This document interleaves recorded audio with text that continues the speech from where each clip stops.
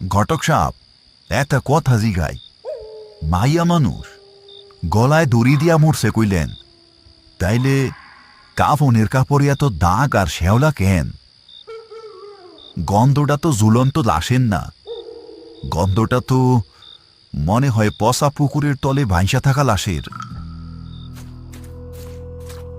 আরিফ, তুই কি লাশ বইতে আইসস নাকি পুলিশের দালালি করতে আইসস? দড়িতে জুইলা ছিল ঠিকই, নামানোর সময় দড়ি চিরা খালের কাদায় পড়ছিল, তাই এত কাদা। তোর বিশ্বাস না হইলে চইলা যা, অন্য লোক পামু। উস্তাদ, কি শুরু করলেন? ওনার টাকা উনি দিতেছে, লাশ পচা হোক আর গলা হোক আমাগো কি। চলেন ধরি, রাইত বাড়তাছে, এমনিতেই গা সমসম করে এই জায়গায়। আহ, চুপ থাক বলত। তুই তো টেকার লোভে নিজের বাপ মারেও বেচা দিতে পারস। ঘটক, আমি 20 বছর ধরে লাশ টানি। কোনটা মরা আর কোনটা জ্যান্ত, কোনটা মানুষ আর কোনটা অন্য কিছু, সেইটা আমি বাতাস সুইকাই বইলা দিতে পারি। এই লাশের গতিক বানো না। সকিনা কার মাইয়া? কোন বাড়ির?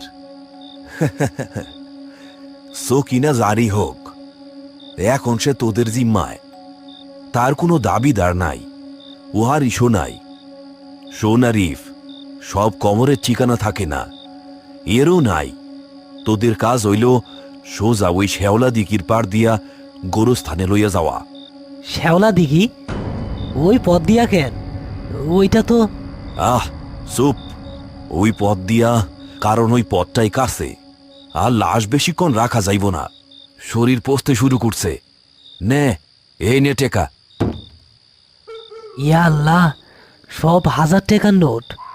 উস্তাদ, আর ভাইবেন না, বিসমিল্লা বইলা ধরেন, আমার বইনের বিয়ার শাড়ি কিনা লাগবো। টেকার গন্ধ তোর নাক ভূতা কইরা দিছে সেলিম।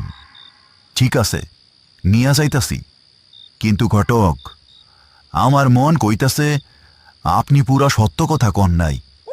এই লাশের ভার আমরা বইতে পারুম তো? ভার শরীরে নারে আরিফ, ভার হইল পাপের। তোরা যদি নিয়ম মানস, কিচ্ছু হইব না। 2টা কথা মনে রাখবি। 1, যা কিছুই শুনস বা দেখস, পিছনে তাকাবি না। আর 2, জান বাইর হইয়া গেলেও লাশ মাটিতে নামাবি না। যদি নামাস, তাইলে এই সকিনা তোদের সাথে তোদের বাড়িতে যাইব। আল্লাহ ভরসা। আয় সেলিম, কাজ লাগা। উস্তাদ, আপনি সামনে থাকেন, আমি জোয়ান মানুষ, পিছে থাকি।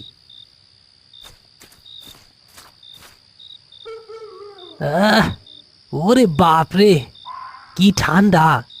উস্তাদ, মনে হইতাছে বরফের চাকা ধরছি। কথা কম কো। বিসমিল্লাহির রহমানির রহিম। নে তোল। তারা দুজনে মিলে লাশটা কাঁধে তুলল। কাঁধে তোলার সাথে সাথে আরিফ অনুভব করল লাশের ওজন স্বাভাবিকের চেয়ে অনেক কম, যেন কাফনের ভেতরে শুধু হাড়গোড়, কোনো মাংস নেই। কিন্তু সেলিম পেছনের দিকে অদ্ভুত এক ভার অনুভব করল। হ্যাঁ হ্যাঁ, উস্তাদ, আপনি কইলেন ওজন কম, আমার দিকে তো মনে হইতেছে পাহাড় সমান ভারী। চুপ থাক, দম ধইরে হাট। আর খবরদার, চোখের মনি এই দিক সেদিক করবি না। তারা হাঁটতে লাগল। তাদের পায়ের শব্দ শুকনো পাতার উপর মরমর করে বাজতে লাগল। রফিক ঘটক তাদের চলে যাওয়া পথের দিকে তাকিয়ে রইল। অন্ধকারে তার সাদা চোখটা এবার দপ করে জ্বলে উঠল। যা, নিয়া যা। সকিনা খিদা অনেক বিনেদ। আইজ রাইতে তোদের দুজনের একজনের ঘাড় মটকাইব।